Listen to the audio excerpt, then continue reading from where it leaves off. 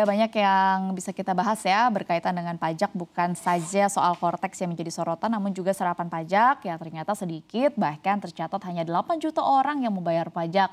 Dan ini sering dihubungkan dengan gambaran bahwa Indonesia ini sulit untuk menjadi modern. Hal ini pun nyatanya juga disambut ribuan komentar netizen, ada 1.000 komentar netizen di Instagram @cnbc_indonesia. Kita coba bacakan beberapa di antaranya, yaitu dari berita yang berjudul "Cuma 8 juta orang Indonesia yang bayar pajak, gimana mau jadi negara modern?" Kita lihat ke komentar yang pertama. Dari @ngurahpp. "Mungkin udah malas karena pajaknya dikorupsi." Langsung ya, komentar pertama. Yaitu berkaitan dengan kepercayaan masyarakat, bagaimana sih pemerintah mengelola pajak. Kita lihat juga ke komentar yang kedua. @ini_goods, ZT ada 4. "Berkaca dulu, dana hasil pajak sudah benar dimanfaatkan untuk kemakmuran rakyat, tanda tanya." Kita lihat ke komentar yang ketiga. @Junaidi Karo, "Melihat kekayaan alam Indonesia yang melimpah dari Sabang hingga Merauke, apakah masih relevan untuk memberlakukan pajak yang membebani masyarakat?" Nah, ini sering sebenarnya dibahas begitu berkaitan dengan penerimaan pajak. Narasi yang disebutkan oleh pemerintah setiap event besar adalah Indonesia negara yang kaya dengan sumber daya alamnya. Tapi kenapa sih akhirnya kita tercekik pajak? Kenapa sih kita harus teriak-teriak soal pajak? Udah teriak-teriak soal besaran pajaknya kemarin, yang untungnya sih dibatalkan ya, naik jadi 12%. Sistem bayarnya juga susah. Biasanya kan sebenarnya kalau logikanya orang yang bayar harusnya yang dipermudah. Betul. Gitu kan? Tapi kenapa ini kita yang bayar, kita yang dipersulit? Silakan Bang Michael, tanggapannya. Iya, sebenarnya kan kalau masalah pajak yang paling jadi concern itu masalah kepatuhannya kan. Jadi apakah pajak yang kita bayarkan itu sesuai dengan yang seharusnya. Makanya kalau seandainya ada yang nggak patuh berarti muncullah isu ketidakadilan. Ada orang kaya ternyata bayar pajaknya tidak sebesar yang seharusnya. Orang kaya yang memanfaatkan ekonomi kita sangat besar, bayar pajaknya cuma sedikit. Tapi ada orang kelas menengah itu justru pajaknya bayarnya lebih rajin, sering ngelaporin gitu. Nah, sekarang dengan sistem ini harusnya gimana yang namanya kepatuhan itu benar-benar terjadi gitu. Jadi kalau dilihat karena kita sifatnya untuk SPT ya, untuk pelaporan gitu. Kita kan gajinya udah dipotong pajak. Bukti potongnya Udah bukan pilihan lah bayar udah bukan atau pilihan bayar atau enggak. Jadi kita hanya melaporkan. Tapi kan ada orang-orang yang mendapatkan penghasilan lain dari usaha misalnya. Nah, itu kan yang harus dilaporkan. Harta yang didapat itu harus dilaporkan di SPT. Nah, masalahnya sekarang kepatuhan itu menjadi ambigu gitu karena itu benar nggak sih dilaporkan, dan kalaupun itu benar, orang pajak taunya dari mana kita benar gitu. Taunya dari mana kita jujur, kan nggak ada. Sistem yang selama ini berjalan gimana? Itu feeling mereka aja, acak aja gitu kalau seandainya oh ini nggak sinkron nih antara hartanya, masa hartanya saat ini. Iya, hartanya 5 miliar tapi gajinya cuma 3 juta. Kan ada yang nggak sinkron misalnya. Dia punya 5 rumah tapi penghasilannya mungkin cuma 10 juta gitu. Jadi nggak sinkron. Jadi hal-hal yang dianggap tidak cocok itu yang diperiksa. Tapi kan tidak tidak memastikan kita itu jujur atau enggak. Makanya lah diperlukan sistem yang memastikan setiap transaksi kita beli mobil, misalnya beli rumah, atau bertransaksi apapun, perhiasan dan lain-lain, itu langsung tercatat tuh di sistem ini. Sehingga yang kita laporkan itu inline sama pajak yang dibayarkan atau harta yang selama ini didapatkan. Nah, ketika itu sudah ketemu, makanya kepatuhan itu tercipta. Kalau udah patuh kan berarti keadilan untuk pajak ini ada gitu. Oke, saya mau bertanya ke Mas Demis selanjutnya, mungkin yang lebih menguasai begitu ya berkaitan dengan sektor teknologi. Kalau kita bicara berkaitan dengan pengadaan, katakanlah aplikasi atau website, anggaran 1,3 triliun. Itu apakah tergolong besar gitu? Kalau di kepala saya sih ya 1,3 triliun tergolong besar ya. Cuman kan balik lagi, apakah memang ini murni untuk si website atau si aplikasinya sendiri, atau sebenarnya ini juga udah include sosialisasi, bayar karyawan, apa segala macam. Maksudnya pertanyaannya itu lebih begini. Problem yang pada saat ini sedang terjadi itu apakah karena memang kurang anggaran atau karena SDM-nya yang masih belum siap? Iya, sebenarnya permasalahan soal pemerintah dengan teknologi itu kayaknya nggak cuma di Indonesia deh. kayak beberapa tahun lalu waktu itu Barack Obama yang luncurin program asuransi yang apa istilahnya yang Obamacare itu kan. Itu orang kan harus daftar tuh. Itu orang Amerika juga pada ngeluh websitenya nggak bisa diakses, nggak bisa diakses. Mungkin ada permasalahan soal penganggaran tadi kan. Kalau misalnya pemerintah kan penganggarannya harus mereka takut kalau misalnya anggaran nggak kepake atau misalnya terlalu banyak pasti ditolak atau misalnya ya pasti sangat dibatasi lah karena kan anggaran untuk itu harus dibagi dengan berbagai macam anggaran lain. Yang kedua mungkin juga kesadaran soal teknologi itu mahal. Teknologi itu mahal dalam arti backup, keamanan, terusnya redundancy ya istilahnya. Redundancy itu apa istilahnya? Ya nggak dipakai tapi harus ada gitu. Karena kalau itu nggak ada potensi, ada resiko tertentu ya.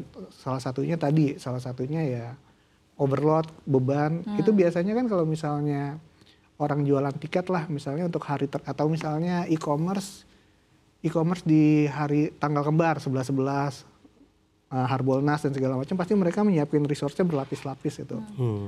Itu kan biasanya selalu harus ada cadangan, server cadangan, aplikasinya istilahnya harus berlapis-lapis. Jadi kalau misalnya dia datang ke website ini dia dialihin ke tempat lain biar yang di server sini nggak ngebagi beban, traffic. Biar ya trafficnya dibagi bebannya. Nah, mungkin pertama ya sistem penganggaran di pemerintah itu harus sangat efisien dan efektif. Jadi yang seperti itu kurang diperhitungkan dan itu juga mungkin juga karena belum begitu banyak karena kan anggaran pemerintah itu kan yang ngetok nggak satu orang.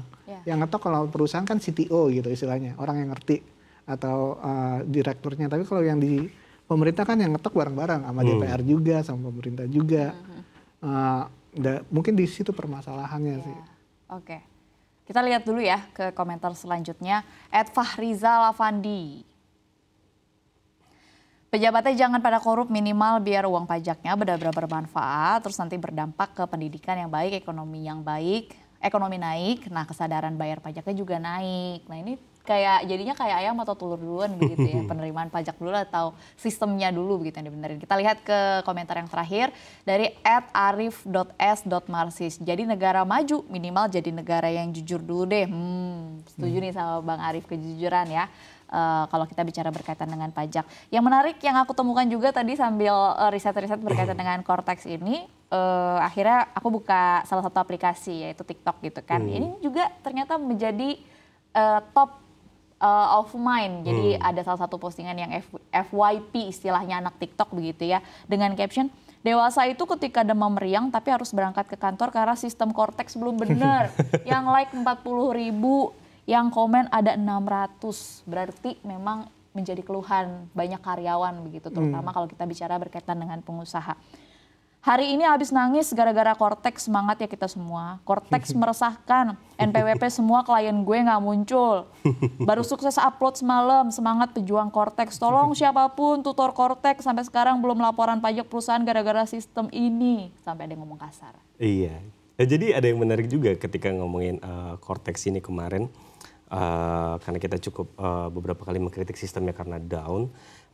Ada muncul satu WhatsApp yang menyebutkan ini aneh gitu, karena di SPT-nya dia itu harta dan sebelumnya sudah dilaporkan tuh tiba-tiba nggak ada tuh kosong di kolomnya. Terus kemudian ada saldo kredit pajak dia sekitar 150 juta. Itu jumlahnya banyak. Jadi sampai akhirnya nanya, ini bisa dicairin aja nggak? Karena lumayan gede nih kalau tiba-tiba ada duit segini gitu. Jadi karena itu masih di cross check sama Dijen Pajak, tapi belum tentu uangnya ada atau tidak gitu, nggak tahu prosesnya gimana. Tapi ini nunjukin memang banyak keanehan-keanehan. Kita juga beberapa kali itu coba login minggu lalu. Memang itu buat login aja susah, buat belum masuk tuh ke fitur-fiturnya gitu. Cuman kalau lihat di sosial media kan udah banyak ya. Ada yang berhasil juga ada gitu. Cuman banyak yang nggak berhasil yang mengeluhkan karena apalagi yang perusahaan-perusahaan yang aktivitas transaksinya tinggi setiap hari gitu. Ini nih yang bikin. Iya, walaupun Dijen Pajak kemudian tidak memberikan sanksi gitu ketika telat membayar atau melaporkan, tapi kan tetap aja ini harus menghambat aktivitas gitu. Jangan sampai ini kayak menumpuk kerjaan gitu. Udah. Ini udah ya, udah terjadi gitu. Udah ada yang nangis. Jadi memang ya segera mungkin. Kemarin tuh Dijen Pajak udah ketemu sama Pindo, ngobrol katanya dengan 100 anggota. 100 asosiasi yang isinya ada 1.000 yang bergabung secara online. Betul, jadi kemarin dikomunikasikan lagi, Dijen Pajak mengakui ada kendala, ada permasalahan yang memang harus kita benahin. Solusinya ya mereka minta maaf yang pertama, yang kedua oke untuk sanksi tidak ada gitu. Ya, jadi ini memberikan keleluasan sama masa transisi. Tapi nggak tahu nih targetnya akan selesai sampai kapan. Memang harus direview lagi memang masalah budget ya. Kalau diinget-inget sih sebenarnya ini mesti di cross check lagi gitu. Karena kalau dulu ketika rencana ini muncul sekitar tahun 2017 itu budget yang rencananya akan dikeluarkan itu sekitar 3 triliun gitu. 2,9 triliun. Iya, cukup besar gitu untuk eksekusi sistem sebuah aplikasi gitu. Negara. Karena nggak tahu tuh mungkin kalau kayak aplikasi-aplikasi perbankan atau e-commerce mereka mengeluarkan budget berapa gitu. Oke, baik. Hari-hariku diisi dengan refresh Cortex. Mungkin boleh singkat saja kalau dari CNBC Indonesia, dari redaksi mungkin boleh dibantu oleh Bang Michael untuk menjawab. Jadi sebenarnya pemerintah harus apa sekarang? Iya, yang singkat saja. Oke, yang pertama sih memastikan ini selesainya lebih cepat gitu. Ada target, ada tenggat waktu yang dalam waktu dekat ini harus selesai gitu. Karena mau nggak mau jangan sampai memberikan masalah kemudian gitu. Jadi dengan segala usahanya ya mungkin harus lembur, harus begadang sampai malam ya supaya publik tidak marah lagi gitu.